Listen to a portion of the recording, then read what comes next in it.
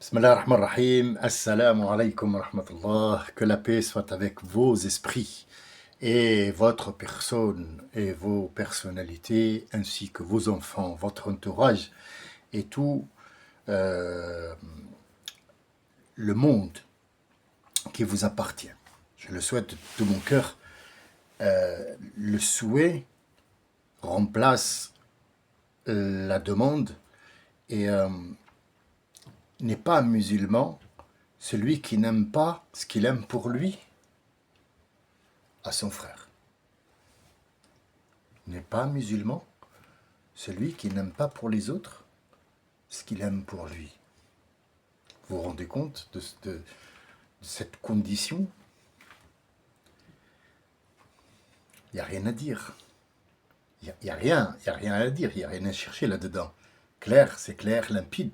Ce que tu aimes pour toi, il faut l'aimer pour les autres. Donc moi, je souhaite que la paix pour les autres.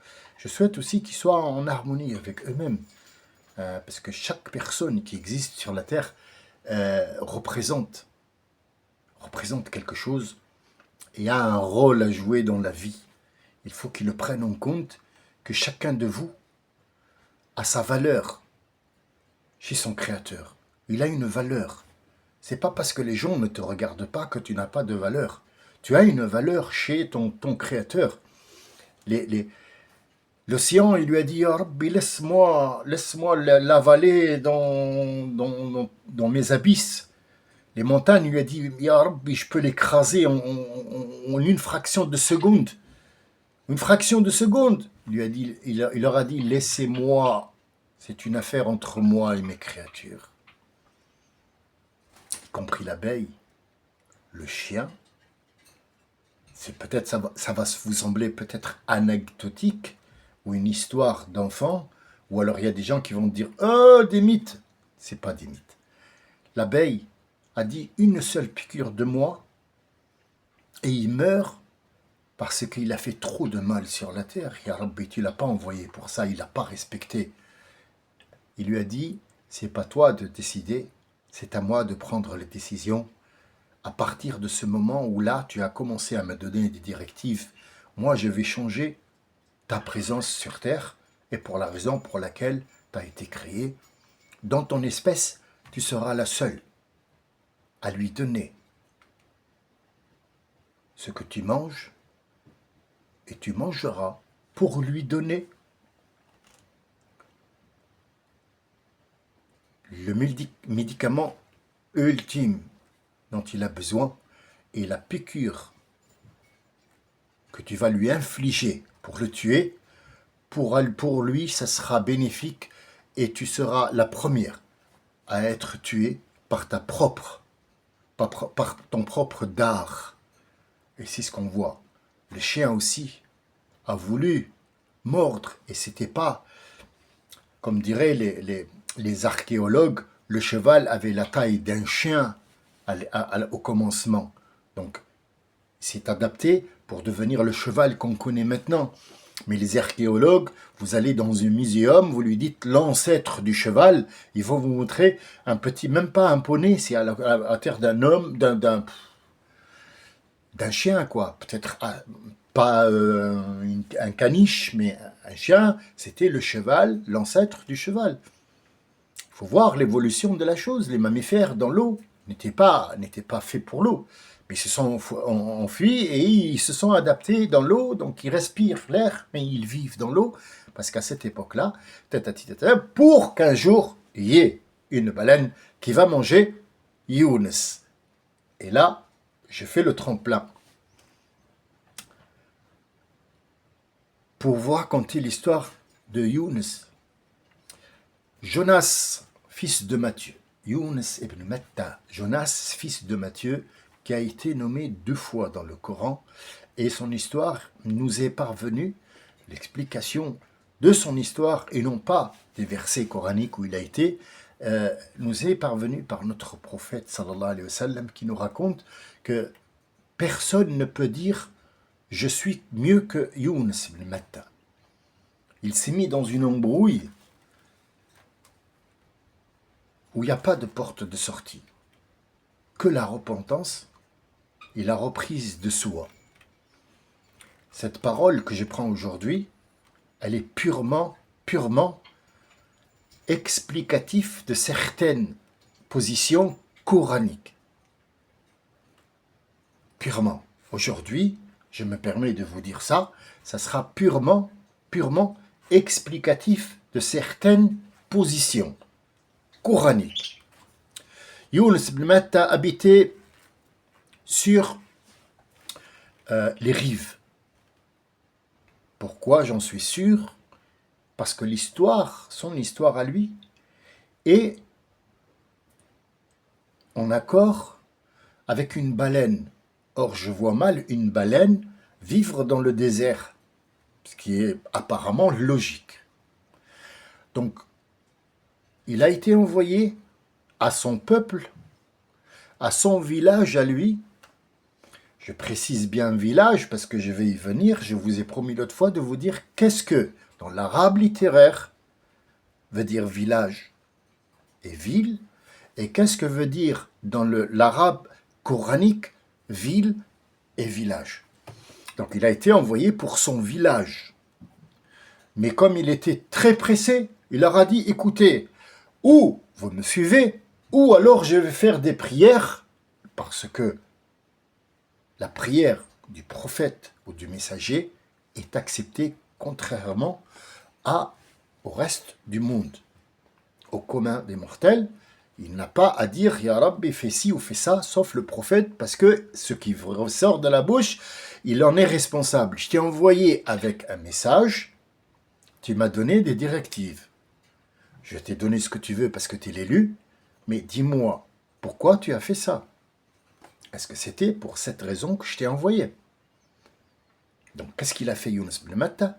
En gros, et pour faire court, parce que l'histoire, on peut l'élargir comme on veut, mais on peut aussi la rétrécir.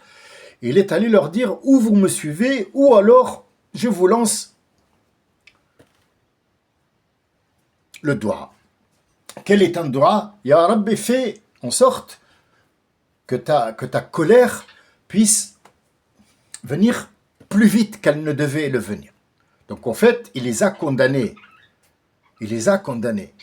Et quand il a vu que le ciel rougissait à l'horizon, il a vu que son doua a été pris en compte. Donc tous les gens de son village qui ne l'ont pas suivi vont y passer. Le problème, c'est que qu'est-ce que je fais moi? Qu'est-ce que je fais moi et les acolytes qui m'ont suivi? Donc la seule manière d'échapper à ce qu'il va y avoir, c'est prendre la fuite. Allahu Akbar. Excusez-moi, c'est l'heure de la salette, mais je continue quand même. Après, Inch'Allah, j'irai vite fait pour rattraper le manque. Mais ce qui est important, c'est que vous comprenez ça. La ilaha illallah Muhammad Rasulullah, il s'est enfui dans une embarcation. Alors, il y a des gens qui disent voilier, il y a des gens qui disent bateau, il y a des gens qui disent, je sais pas moi, bateau de croisière. Non, c'est une embarcation. Toute simple, toute petite, pourrie. Pourquoi je dis ça? Parce que ce qui va suivre, il va nous donner une preuve qu'elle était toute petite, puisqu'ils étaient à 12 ou 13 ou 14. Le nombre, peu importe, n'est pas important. Le nombre ici vient caler une idée que l'embarcation ne supportait pas tout ce monde. Donc il fallait qu'il y en ait un qui saute dans la mer pour que l'embarcation remonte, sinon on allait couler tous. Donc Younes s'est présenté, il a dit moi. Les autres non, il lui a dit non, toi tu es le messager, le prophète, tu n'as pas à faire ça. Nous on va tirer à la courte paille. La courte paille à l'époque, c'était une flèche.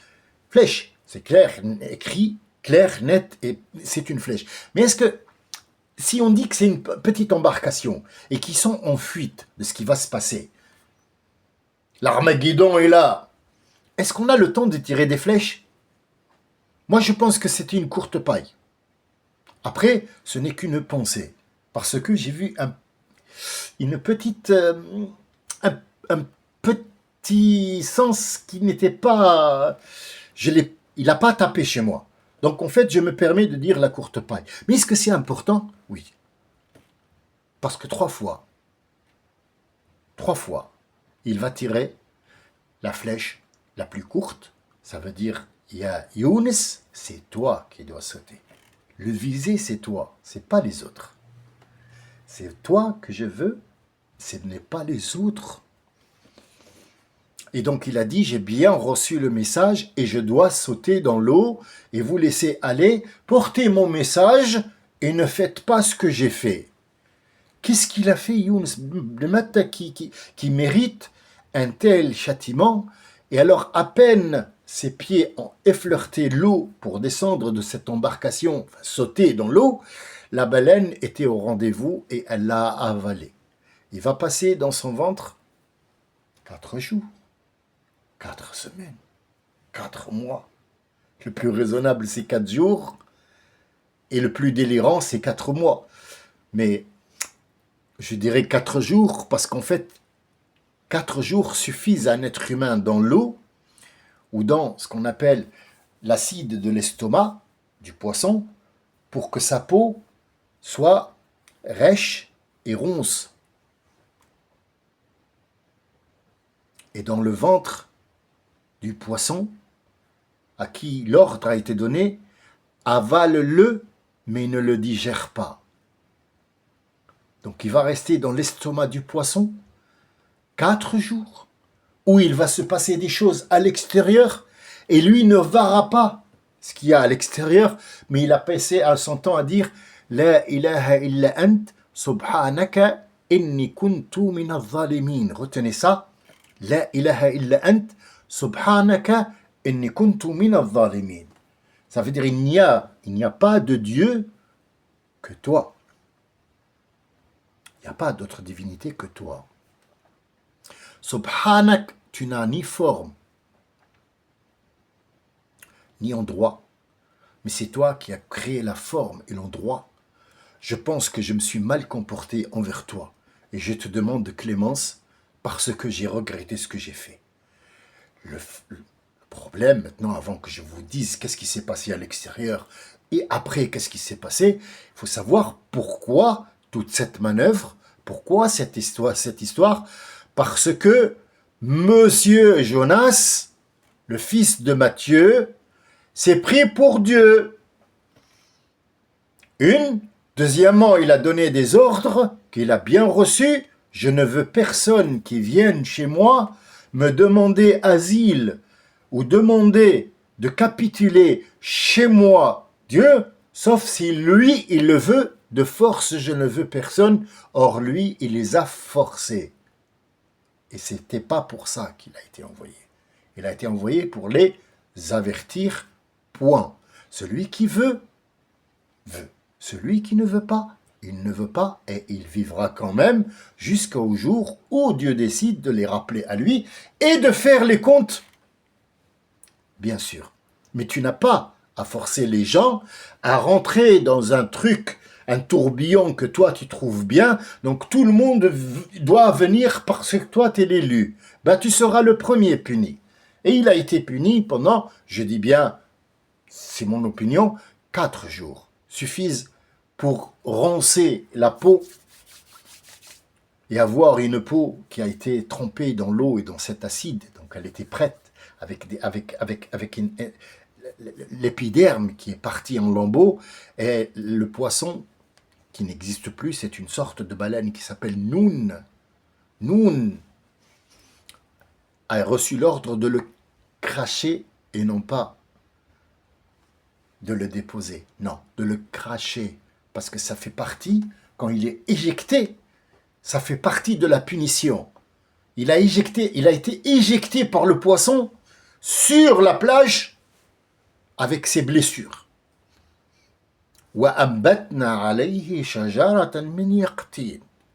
Blessé comme il était, il ne pouvait pas supporter le soleil et les UV qui vont lui brûler l'épiderme et ce qu'il y a en dessous.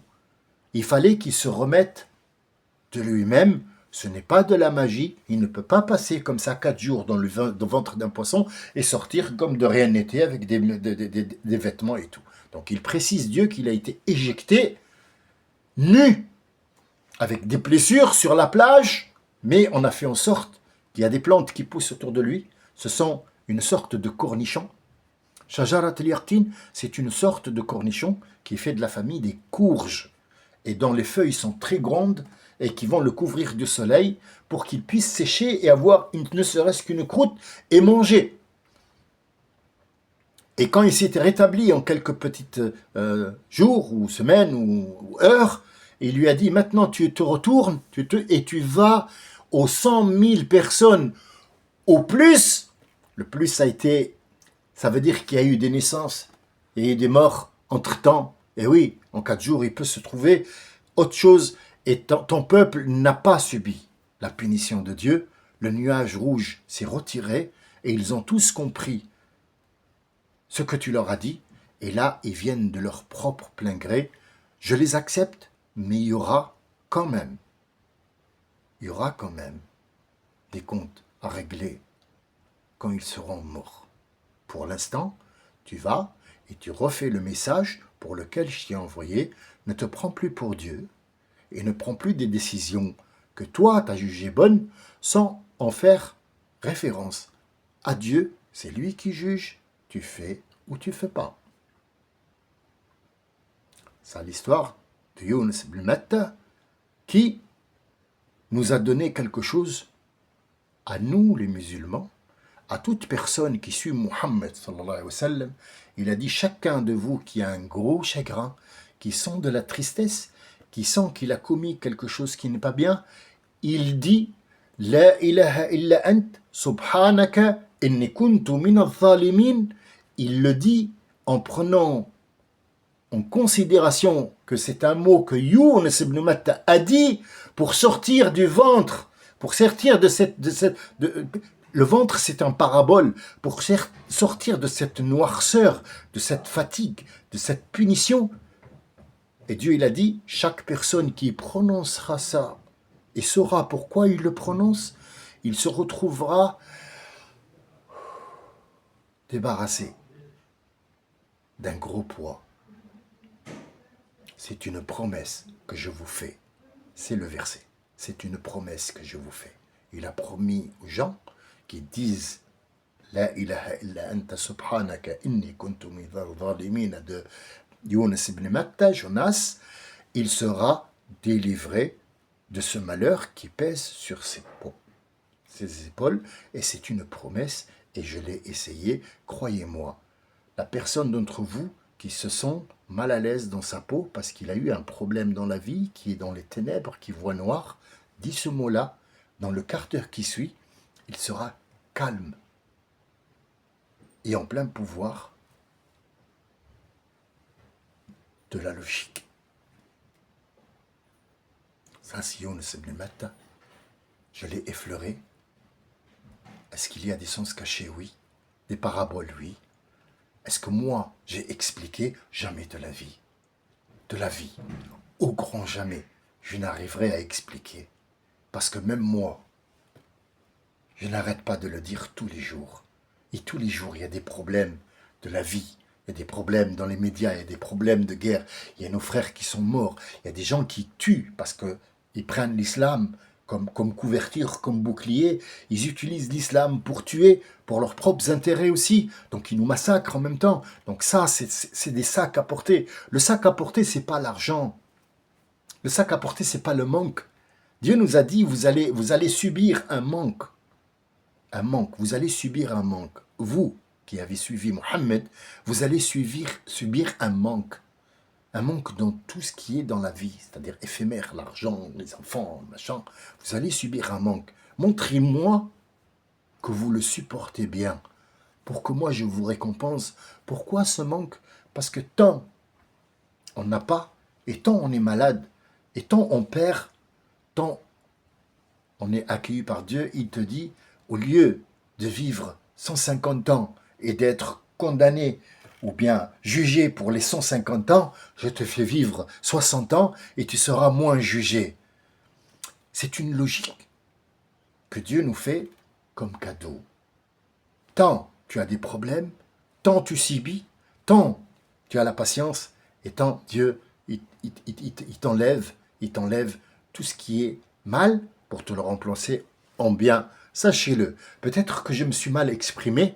En fait, j'essaye de trouver les mots le plus simples pour que tout le monde puisse se retrouver dans ce que je dis. Si je commence à faire des phrases spirituelles et physiques, métaphysiques, les gens ne vont pas suivre. Je l'ai vu de mes propres yeux. J'ai fait un jeu de mots, n'a plus suivi. Même ma propre épouse qui me suit et une de mes filles m'ont dit on n'a pas compris qu'est-ce que tu racontes. Mais je parle de Marine Le Pen et de Hanouna qui font leur loi dans le pays. Je parlais de ça, j'ai fait un jeu de mots. Pourquoi vous n'arrivez pas à comprendre ce qu'il y a derrière les mots? Pourquoi eux, ils font des jeux de mots et vous les comprenez? Et moi, j'ai fait un jeu de mots simple. Eh oui, la marine, t'en connais beaucoup, toi? Des Hanouna, t'en connais beaucoup, toi? Dis-moi. C'est un jeu de mots simple. Donc, j'ai décidé de simplifier les mots pour que tout le monde puisse avoir une oreille, des mots de tous les jours, des mots que les gens utilisent entre eux. Il n'y a pas plus simple que ça, une embarcation. Pourquoi compliquer la chose et dire un bateau? Non, c'est pas un bateau, c'est un voilier. Pourquoi on complique? C'est une embarcation. Ça peut être un radeau. Ça peut être un radeau. Mais est-ce que le problème est dans le radeau? Non, le problème c'est que, est-ce que toi tu as compris pourquoi tu lis ce Coran? Qu'est-ce qu'il y a dans ce truc-là? Par exemple, je saute maintenant de Younes. On l'a terminé. C'est pas un saut vraiment. Vous voyez, j'ai dit je saute. Saute implique qu'il y a un passage que tu vas laisser. Non, il n'y a pas de passage.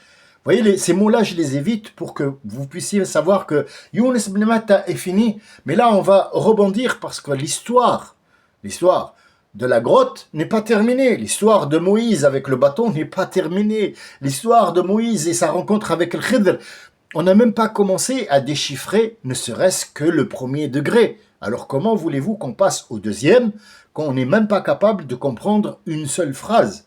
C'est un réconfort que je me fais à moi-même parce qu'en fait, je vous dis mon point de vue, mais en fait, je suis en train de réviser mon point de vue. Peut-être que je me suis trompé. Peut-être qu'il y en a un qui me dit tu croirais pas que, par exemple, ça et ça et ça, et tout d'un coup, on a... Ouais, ça c'est vrai. Cette complicité, on l'a pas. Cette complicité de s'asseoir autour d'une table et voir un petit peu qu'est-ce qui se passe, pas. Je vais vous expliquer les gens ce qu'ils comprennent. Par exemple, ce qui s'est passé avec Trump, quand ils ont mis Zelensky au milieu, et qu'il a mis tout ce spectacle, tout est arrangé. Tout est arrangé à l'avance. Qui doit être debout, qui doit être assis, l'ouverture des pieds, qui donne, il donne la parole, c'est lui qui orchestre pour le mettre KO. Pour le mettre KO. Ça, vous l'avez compris. Ça, vous avez compris. Vous n'avez pas compris l'histoire de Younes ibn Matta, pourquoi un poisson l'avale et pourquoi il le recrache. C'est misérable si vous n'avez pas compris ça et que vous avez compris ça. Donc vous êtes parti sur le siphon de la société. Or, le Coran ne vous est plus d'une grande aide, c'est fini. Donc, il faudra peut-être juger aussi les musulmans, vous aussi, et dire, allez, ouais, on a raison, ouais, ce voile et ce machin, ouais. On est parti avec la marine et le Hanouna. Et voilà, c'est tout ce que je voulais dire. Après, franchement, l'idée qu'il y a une imam femme à Paris et qu'il y a 3 rabbins femmes, c'est un jeu de Monopoly. C'est un jeu de Monopoly. Vous savez, les plus grands conservateurs du monde que le monde a créé, les plus grands conservateurs du monde que le monde a créé, ce sont les Israéliens, les Juifs. Jamais une femme n'approchera la synagogue. Vous croyez que les religieux sont contents là-bas? Non. Comment une femme rabbin? Nous, Marie la sainte, Marie la Vierge, Marie l'aimée de Dieu, n'a pas le droit de rentrer dans le temple, dans la synagogue. Comment tu me dis qu'il y a une femme rabbin? Vous voyez où ils veulent vous emmener sur un terrain où demain, même un homosexuel ou un transgenre fera l'imam. En fait, c'est la cassure qu'ils veulent. Ils ne veulent pas nous laisser tranquilles. Pourquoi? Parce qu'on n'a rien fait. Et l'acharnement continue. Un jour où vous verrez, les gens vont tomber comme des mouches, non pas par les musulmans, mais par une force que vous ne connaissez pas. Sachez que les soldats de Dieu, ce n'est pas des êtres humains. Ça pourrait être un microbe que vous n'avez jamais vu. qui vient de nulle part et que vous ne voyez pas à l'œil nu. Il faudra 5 microscopes pour le voir. Et pourtant, il est redoutable et il va décimer presque 14 millions de personnes. Ça sera un microbe, mais petit, tellement petit que tu ne sais même pas d'où il vient. Il va venir, il va décimer 14 millions de personnes en un temps record, ce qu'une bombe nucléaire ne fera pas. Alors ne sous-estimez pas les soldats de Dieu et ne sous-estimez pas ce Dieu et arrêtez de faire du mal autour de vous. Arrêtez de tuer au nom de l'islam et arrêtez de massacrer les juifs, massacrer les musulmans, massacrer les chrétiens pour votre propre intérêt. C'est le message que je passe. Laissez les gens tranquilles. Laissez les gens adorer ce qu'ils veulent. Ne leur imposez rien du tout. Laissez-les chercher, eux, leur propre vérité. Laissez-les. Il y a des gens qui vont aller très très très loin dans le bouddhisme et tout d'un coup, il va revenir, il va dire « Merde, j'ai trouvé la vérité, elle n'est pas là, elle est là. J'ai trouvé une vérité, elle est là. Ça s'est passé devant vous. » Gad Elmaleh, il a dit « Mais le fervent défenseur d'Israël, Gad Elmaleh, il a dit « Ne me touchez pas à mon pays, le Maroc, et là, je vous laisse tous tomber. Parce que votre truc, il est faux. J'ai trouvé des similitudes qui ne sont pas véridiques. Je suis parti pour devenir chrétien. » Il en a fait un film, il en a fait un truc, ça a fait une vague. Comment tu fais ça? Comment tu fais ça? Je suis libre. Et cette liberté m'a plu. C'est quelqu'un, je ne portais pas trop dans mon cœur, mais sa liberté, la liberté qu'il a pris de prendre un autre chemin, je suis libre de croire en ce que je veux. Peut-être qu'aujourd'hui j'ai terminé, mais ça sera pour aujourd'hui. Comme la boulangère, elle me dit, et avec ça, je dis pour aujourd'hui, ça sera tout. Demain est un autre jour. Je vous verrai, Inch'Allah, on reviendra sur la grotte, et vous allez voir les similitudes qu'il y a entre la grotte, le bâton de Moïse, sa rencontre avec Khidr, et avec tout le reste. Tout s'accorde et se concorde. Inch'Allah, vous allez avoir une autre vision, une autre lecture. J'espère arriver à ce jour-là. Et là, je serai le plus heureux du monde quand j'aurai apporté ne serait-ce qu'un mot, un sourire, une bonne réflexion aux gens qui m'écoutent. Pour moi, j'ai dormi, j'ai gagné ma journée et je voudrais gagner la journée de demain si je suis là et si Dieu me l'accorde. Je vous souhaite une très bonne soirée. Dormez en paix et réveillez-vous en paix, vous et vos enfants et votre entourage, que vous soyez juif, que vous soyez chrétien, que vous soyez bouddha, que vous soyez qui que vous soyez en paix. Les musulmans n'ont jamais tué quelqu'un. Ou alors, il y avait une raison. J'espère que j'ai raison, j'espère que vous avez raison, et j'espère vous voir demain. Shalom, salam, salut, auf Wiedersehen, hi.